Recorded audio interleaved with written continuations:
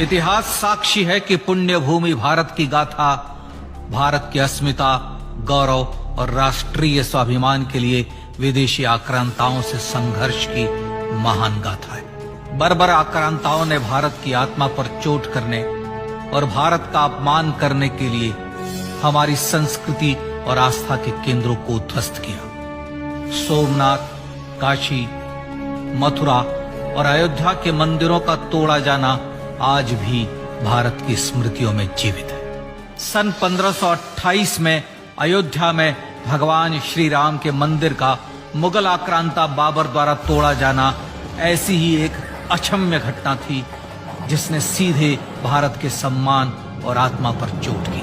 कारण साफ था, अयोध्या के श्री राम के मंदिर पर आक्रमण भारत की आत्मा पर आक्रमण था। जहां हर भारतीय के रोम रोम में राम बसते हैं, वह भारत यह अपमान कैसे सहता। राम मंदिर पर आक्रमण भारत को आहत कर गया था। विदेशी हमलावर अपनी बर्बरता दिखाते गए और भारत अपने आत्मगौरव को फिर से पाने के लिए संघर्ष करता रहा।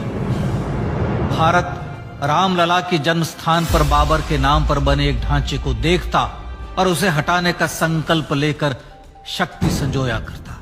हिंदू समाज आत्मसम्मान के रण में डटा रहा और लगातार हमलावरों द्वारा बनाए गए बाबरी ढांचे को हटाने के लिए लड़ता रहा। सरयू कई बार रक्त से लाल हुई। कभी स्थानीय शासकों ने तो कभी साधु संतों और राम भक्तों ने राम जन्मभूमि की मुक्ति के लिए अपने प्राणों की आहुति दी। 74 बार युद्ध हुए। हम कुछ मोर्चे हारे, पर रण जीतने का संकल्प कभी कम नहीं हुआ। हिंदू समाज तलवारों से रक्त रंजित हुआ, पर उसने हार नहीं मानी। उसका संकल्प अजेय था। 15 अगस्त 1947 को देश की आजादी के साथ सैकड़ों सालों से चले आ रहे इस संघर्ष में नई ऊर्जा और एक नया मोड़ आया। अचानक 23 दिसंबर 1949 को बाबरी ढांचे में श्री राम लला प्रकट हुए। हजारों राम भक्त दर्शन के लिए उमड़ पड़े। तत्कालीन प्रधानमंत्री पंडित जवाहरलाल नेहरू ने उत्तर प्रदेश सरकार को श्री राम लला को विवादित ढांचे से हटाने का आदेश दिया।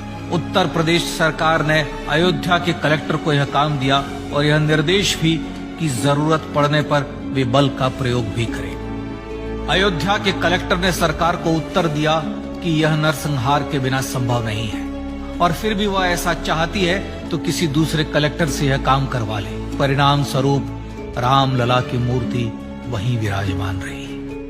विवादित ढांचे को बंद कर दिया गया। केवल पुजारी को सेवा अर्चना के लिए भीतर जाने की अनुमति थी। फिर भी राम भक्त विवादित ढांचे के बाहर से प्रभु श्री राम की आराधना करते रहे। भारत के हिंदू समाज के लिए चुनौतियां और बढ़ गई। मामला अदालत में गया। विपक्षी दलों द्वारा अदालत में भगवान श्री राम के अस्तित्व पर सवाल उठाए गए। उनके अयोध्या में ही जन्म लेने का प्रमाण मांगा गया। भारत का जनमानस अब आहत हो उठा था। आजाद भारत में भी हिंदू समाज को अपनी आस्था और श्रद्धा के लिए संघर्ष करना पड़ रहा था। चुनौतियों के इस समय में सन 1984 में विज्ञान भवन दिल्ली में विश्व हिंदू परिषद ने धर्म संसद का आयोजन किया। इस संसद में देश भर के संतों ने राम जन्मभूमि की मुक्ति के लिए आह्वान किया और राम जन्मभूमि मुक्ति यज्ञ समिति का गठन किया। धर्म संसद ने राम जन्मभूमि की मुक्ति और वहां भगवान श्री राम के भव्य मंदिर बनाने के भारत के जनमानस के संकल्प को फिर से दोहराया। विश्व हिंदू परिषद के नेतृत्व में मंदिर निर्माण के लिए पूरे देश में अभूतपूर्व आंदोलन की शुरुआत हुई। श्री राम जन्मस्थली मुक्ति यज्ञ समिति के साथ देश भर में राम जानकी की रथ यात्राएं निकली। राम लीलाओं में राम कथा के माध्यम से भारत का आम जन फिर से जुटा। अब सबके मन में एक ही प्रण था, एक ही लक्ष्य था। अयोध्या में जन्मभूमि पर भगवान श्री राम के भव्य मंदिर का निर्माण। सन 1989 में विश्व हिंदू परिषद द्वारा गांव-गांव से रामशिला पूजन करके अयोध्या भेजी गई। 2,75,000 गांवों से रामशिलाएं अयोध्या पहुंची। भव्य राम मंदिर के शिलान्यास का निर्णय हुआ।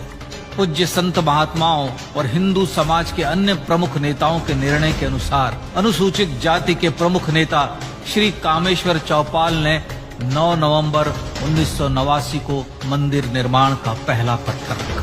राम जन्मभूमि पर मंदिर निर्माण के लक्ष्य की पूर्ति के लिए सन 1990 में सोमनाथ से अयोध्या के लिए श्री लाल कृष्ण आडवाणी ने रथ यात्रा की शुरुआत की। देश में जन भावनाओं का ज्वार उमड़ने लगा। श्री लाल कृष्ण आडवाणी के रथ यात्रा के साथ साथ मंदिर के लिए जन समर्थन बढ़ने लगा और छद्म सेकुलरवाद बेनकाब होने लगा। इस जन आंदोलन को रोकने की तमाम कोशिशें हुई पर सब व्यर्थ हुई।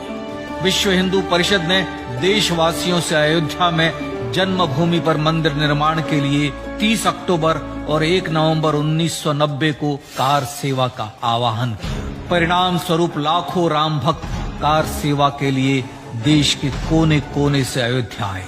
इससे देश की एकात्मता का विराट दर्शन हुआ। कार सेवकों को रोकने के लिए उत्तर प्रदेश के तत्कालीन मुख्यमंत्री श्री मुलायम सिंह यादव ने अयोध्या में परिंदे को भी पर न मारने देने की घोषणा की। स्थितियां गंभीर हो गई। अयोध्या से 100-100, 200 किलोमीटर दूर रेलगाड़ियां रोक दी गई। अयोध्या युद्ध भूमि बना दी गई। मार्ग बंद, रेल बंद, चप्पे चप्पे पर पुलिस। अयोध्या सैनिक छावनी में बदल गई। राम नाम पर ऐसी पाबंदी कि अर्थी ले जा रहे लोगों तक को रोका गया क्योंकि वे राम नाम सत्य कह रहे थे। लेकिन सैकड़ों किलोमीटर की यात्रा कर कार सेवक अयोध्या पहुंचने लगे। राम के गीत गाते, होठों पर हंसी और पांव में छाले लिए राम काज के लिए राम भक्त देश विदेश से अयोध्या पहुंच ही गए। कार सेवकों पर गोलियां चली। अनेक कार सेवक शहीद हुए। आजाद भारत में जन्मभूमि पर राम मंदिर के लिए कार सेवकों ने फिर एक बार अपना बलिदान दिया, पर कार सेवकों ने विवादित ढांचे पर भगवा फहरा ही दिया और इस तरह कार सेवा सफल हुई। श्री राम जन्मभूमि आंदोलन ने भारत की सुप्त आत्मा को झकझोर कर जगा दिया था। विश्व हिंदू परिषद ने फिर एक बार 6 दिसंबर 1992 को कार सेवा का आह्वान किया। राम भक्तों को कार सेवा करने देने के लिए अदालत में प्रार्थना की गई, पर अदालत ने कोई निर्णय नहीं दिया। परिणाम स्वरूप बौद्ध, जैन, सिख, स्वामीनारायण संप्रदाय, गायत्री परिवार, हर पंथ, मत, विचार के हिंदू एकत्र हो गए। छूत अछूत का भेद मिटा, जाति की पहचान मिटी। हम सब हिंदू, हम सब सिंधु बन गए। राम सिंधु में ज्वार उठा और देखते ही देखते 6 दिसंबर 1992 को श्री राम जन्मभूमि से बाबरी ढांचा सदा के लिए हट गया।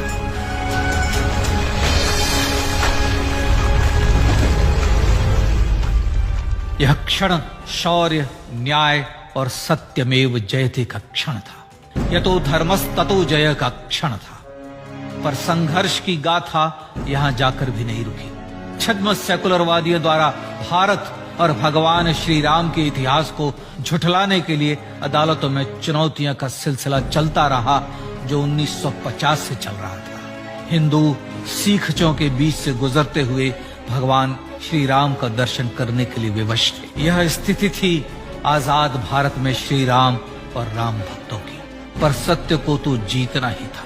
आखिरकार देश के सर्वोच्च न्यायालय के 5 जजों की खंडपीठ ने 9 नवंबर 2019 को ऐतिहासिक निर्णय दिया और यह कहा कि अयोध्या जन्मभूमि परिसर की पूरी 67 एकड़ भूमि रामलला की। और न्यायालय ने भारत सरकार को जन्मभूमि पर मंदिर बनाने के लिए एक ट्रस्ट बनाने का आदेश दिया। सर्वोच्च न्यायालय के आदेश के अनुसार भारत सरकार ने 5 फरवरी 2020 को श्री राम जन्मभूमि तीर्थ क्षेत्र नाम के ट्रस्ट का गठन किया और राम जन्मभूमि न्यास की भूमि जो सरकार द्वारा अधिग्रहित की गई थी, उसे ही नवनिर्मित न्यास को वापस दे दिया गया। 5 अगस्त 2020 को भारत के प्रधानमंत्री श्री नरेंद्र मोदी ने श्री राम जन्मभूमि तीर्थ क्षेत्र के अध्यक्ष पूज्य महंत नृत्य गोपाल दास, राष्ट्रीय स्वयंसेवक संघ के पूज्य सरसंघ चालक डॉक्टर मोहन भागवत एवं उत्तर प्रदेश के मुख्यमंत्री श्री योगी आदित्यनाथ की उपस्थिति में श्री राम जन्मभूमि पर भगवान श्री राम के भव्य मंदिर के लिए भूमि पूजन कर निर्माण कार्य का शुभारंभ किया। इस तरह लगभग 500 वर्षों से राम जन्मभूमि की मुक्ति के संघर्ष का पटाक्षेप हुआ। अपने आत्मसम्मान और राष्ट्रीय अस्मिता के लिए इतना लंबा संघर्ष विश्व के इतिहास में बेजोड़ है। श्री राम भारत की आत्मा, भारत की परिभाषा, हमारे राष्ट्रीय आदर्शों और जीवन मूल्यों के प्रतिनिधि मर्यादा पुरुषोत्तम हैं, जो हर हिंदू के होठों पर जन्म से मृत्यु तक रहे, बस यही हर हृदय में प्रार्थना होती है। राम भारतीय राष्ट्रीय स्वाभिमान और आसेतु हिमालय से समुद्र पर्यंत तक जन जन को एकात्मता के बंधन में बांधने वाले रक्षा सूत्र है। अयोध्या स्थित श्री राम जन्मभूमि पर बाबर का हमला वास्तव में भारत के स्वाभिमान और राष्ट्रीयता पर हमला था। प्रधानमंत्री श्री नरेंद्र मोदी द्वारा श्री राम जन्मभूमि पर राम मंदिर का पुनः निर्माण न केवल बाबरी मानसिकता का पराभव है, बल्कि संपन्न, सुखी, सुसंस्कृत, सर्वशक्ति संपन्न स्वराष्ट्र का सूर्योदय भी है। यह उस राम राज्य की दिशा में वह कदम है जिसकी अभिलाषा राज राजेंद्र चोल, कृष्णदेव राय, छत्रपति शिवाजी महाराज से लेकर महात्मा गांधी तक ने की थी। अयोध्या में जन्मभूमि पर भगवान श्री राम का मंदिर न सिर्फ राष्ट्रीय गौरव होगा, बल्कि वह श्री राम के आदर्शों का राष्ट्र मंदिर होगा। अब वह महान संकल्प पूरा होने जा रहा है। आइए इस राम यज्ञ, राष्ट्र यज्ञ में जिन ज्ञात और अज्ञात भारतीयों ने अपनी आत्माहुति दी है, उनका पुण्य स्मरण कर उन्हें श्रद्धांजलि दी।